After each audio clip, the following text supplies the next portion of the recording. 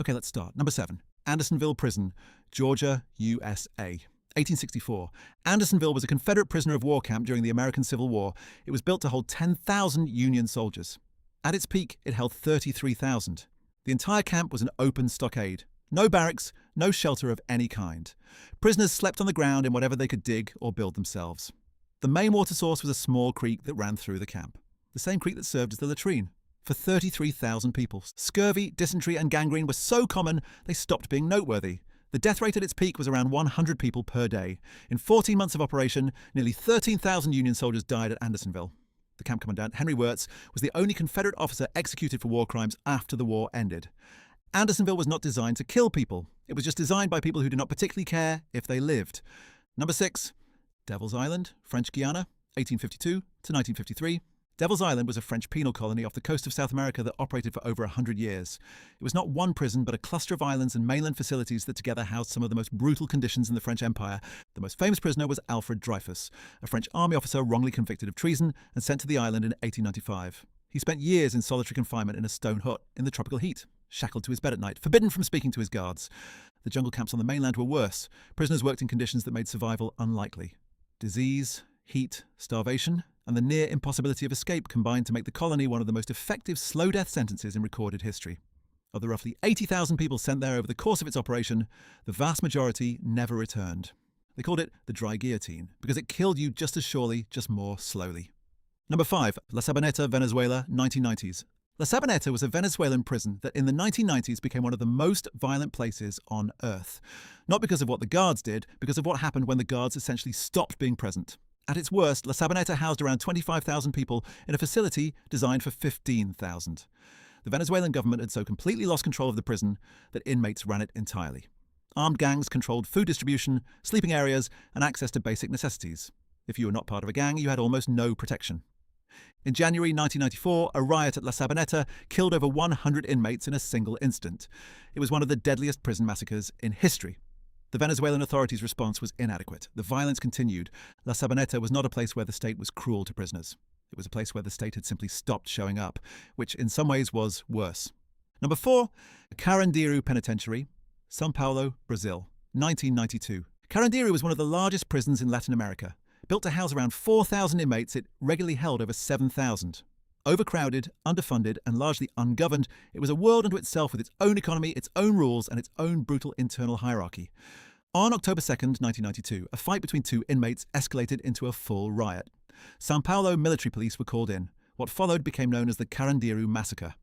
In the operation to retake the prison, 111 inmates were killed. Most of them were found shot in their cells, and many had their hands raised when they were shot. A forensic investigation found that most of the deaths were executions rather than actions taken in self-defense. No police officers were convicted for over a decade. When convictions finally came, many were overturned on appeal. The prison itself was demolished in 2002. The site is now a park. 111 people died in an afternoon. The people responsible faced almost no consequences. Number 3, Tadmor Prison, Syria, 1980 to 2001. Tadmor is considered by human rights organizations to be one of the most brutal prisons of the modern era.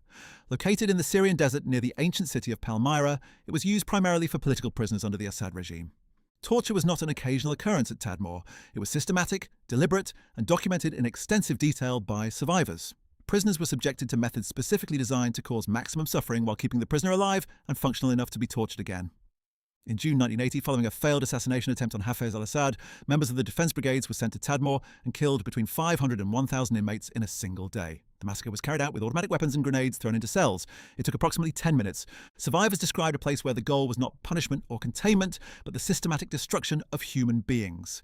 Tadmor was briefly closed and then reopened. It was finally destroyed by ISIS in 2015. The fact that its destruction came at the hands of ISIS gives you some sense of the kind of forces that existed in that region. Number 2. Camp 22, North Korea. Camp 22 is a political prison camp in the northeastern corner of North Korea, or it was. Satellite imagery suggests it may have been significantly scaled down or closed around 2012, though its current status remains unclear. At its peak, Camp 22 held an estimated 50,000 people. The vast majority of them had committed no crime themselves. North Korean political imprisonment operates on a principle called guilt by association, meaning that if one member of a family is deemed a political enemy of the state, 3 generations of that family are imprisoned. Grandparents, parents, children, none of whom may have done anything. Prisoners at Camp 22 were worked to exhaustion in mines and agricultural operations. Starvation was used as a management tool. Medical care was essentially non-existent. Executions were carried out publicly as a means of control. Former guards who defected described experiments conducted on prisoners, including testing of chemical weapons. These accounts have not been independently verified, but are consistent with other documented practices at North Korean prison camps. The people imprisoned at Camp 22 were not criminals. Most were the relatives of people who had expressed an opinion. In North Korea, that is enough. Number 1. Auschwitz. Nazi-occupied Poland, 1940 to 1945. Auschwitz was a complex of over 40 concentration and extermination camps operated by Nazi Germany during World War II. It was the largest site of mass murder in human history. Over 1.1 million people were killed at Auschwitz. Approximately 90% of them were Jewish. The others were Polish civilians, Soviet prisoners of war, Romani people, people with disabilities, and political prisoners. The system at Auschwitz was industrialized murder. Prisoners arrived by train and were sorted on the platform. Those deemed capable of work were sent to the camp. Those deemed unfit, which included almost all children, elderly people, and mothers with young children, were sent directly to the gas chambers and killed within hours of arrival without ever being registered as prisoners. Prisoners who were selected for labour were tattooed with an identification number, the only Nazi camp where this was standard practice.